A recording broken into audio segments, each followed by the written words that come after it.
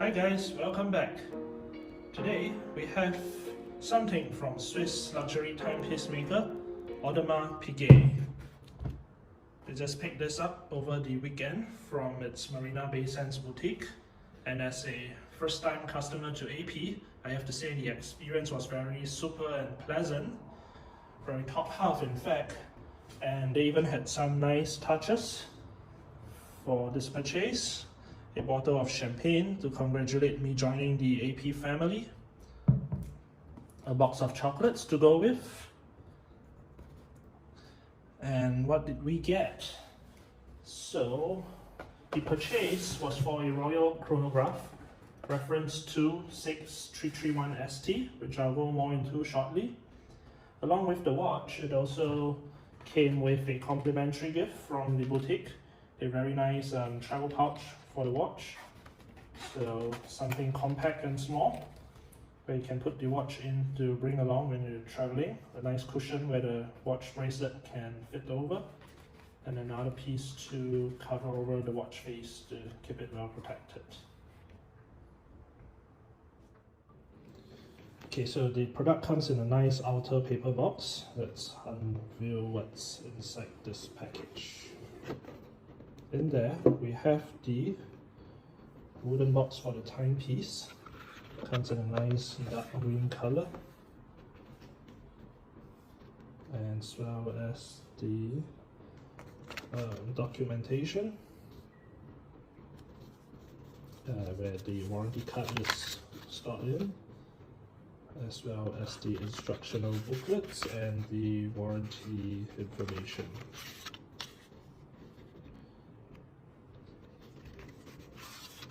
So this timepiece carries the movement caliber 2385, and it's the Royal Oak chronograph in the black dial. Wow, shiny. So this watch wears 41mm in the case size. I like it for its relatively thin case profile at 11mm. And this is a self-winding chronograph with a 40-hour power reserve and 50-meter water resistance. So with the Royal Oak, you get this timeless, exquisite bracelet design. And the beauty of the Royal Oak bracelet is that it's the buckle is nicely flushed into the bracelet, so when you wear it, you don't have an additional buckle piece that knocks into things. It's all very seamless in a nice flat design.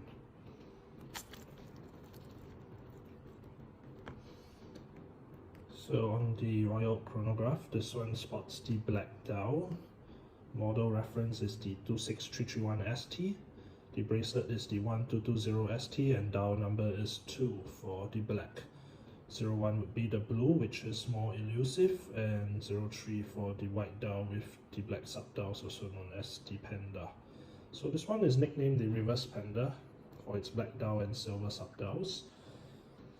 The case back of this is unfortunately not visible, so you don't get to see the inner workings of the caliber 2385.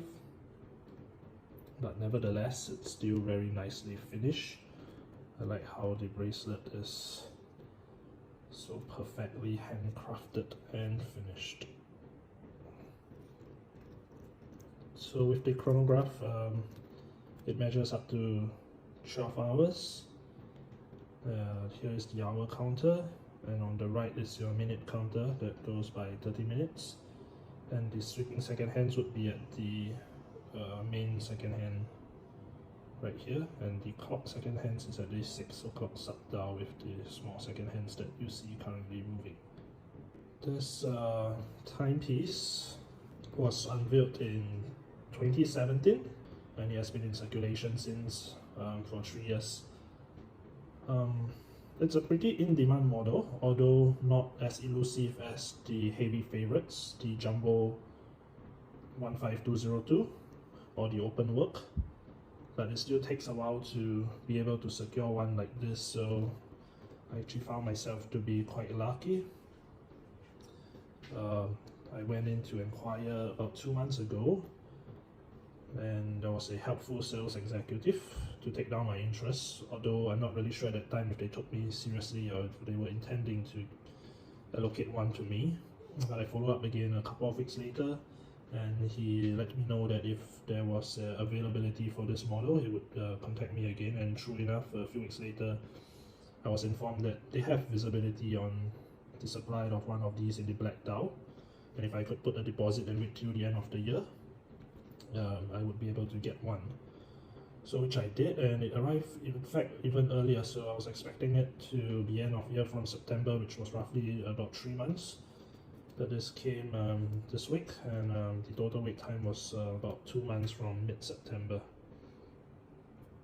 So on the chrono pushes, if I press the stop, you can see the main second hands will start sweeping, and this takes the chronograph seconds. Functions pretty much like a stopwatch, and the same pusher would stop the chronograph timing, and the bottom pusher would reset it back to 0. One thing to note about the caliber 2385, the movement that is in this timepiece, is that it doesn't have hacking seconds. So if I were to set the time, one of the downsides is that the second hands that's here in the 6 o'clock sub-dial, it will not come to rest. So to actually synchronize it with, say, your digital iPhone time, to keep track of how much time it gains or loses a day, it's a bit difficult to do so because the second hands does not stop to align perfectly with the 60th second on the digital clock.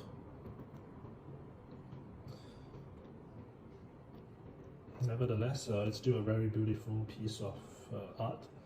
I like how the Dow is beautifully handcrafted. You can see that texture, the tapestry design, and finished on the Dow. I like how the light hits the angles and reflects the shine off so nicely on every part of this timepiece. So I think one of the questions is, how big does this watch wear? It's pretty big for 41mm, so I have a wrist size of 7-inch, close to, and it fits me just fine. But if anything smaller than that, you could find that it actually hangs over your wrist pretty big. So let's just put this on right here. I'll show you just how it sits on mine.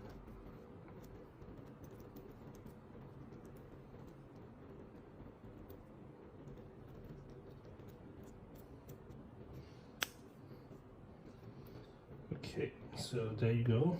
On my wrist, which measures close to 7 inches, I find that it sits pretty nicely. Even though this 41mm wears bigger than other 41mm, at least it doesn't overhang too much. You can see right here at the top and bottom of the Dow case, it's just nicely hugging the width of my wrist, and the watch face wears nicely in proportion to my hand.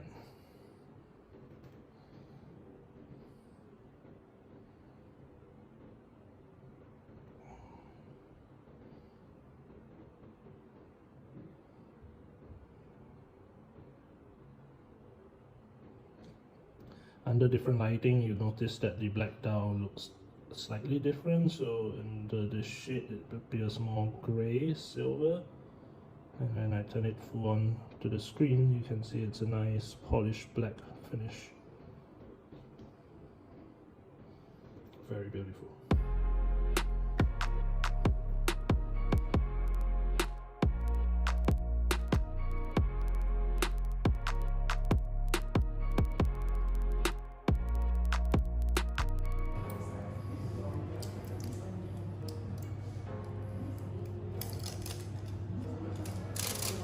That's all for our video today. Do subscribe to our channel if you are interested in more home, tech, and lifestyle content. See you guys in our next video. Bye!